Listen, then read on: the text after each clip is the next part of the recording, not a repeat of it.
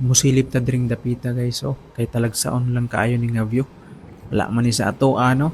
Tanaawa o nindot kayo ang sinlak sa adlaw ug maayo kayo ang panahon. At isang thank you Lord naman at saka may ano pa oh, may train pa na niagi diha guys. Og syempre di mawala ang kini na view dring dapita. Dagko kayo ng mga building no, murag matagaw man pud ta ani kay wala man gyud ni sa ato ang lugar no. Talagsaon ng mga building o layo na kayo na pero grabe super dagko gyud kayo ng mga building no.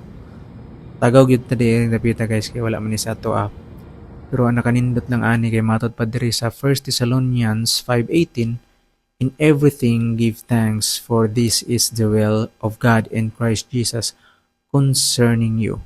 So ang tanan niini guys, pasalamatan gihapon nato ang Ginoo sa kanunay.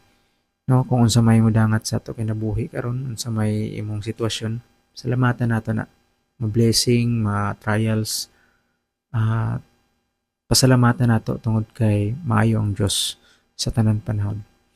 God bless.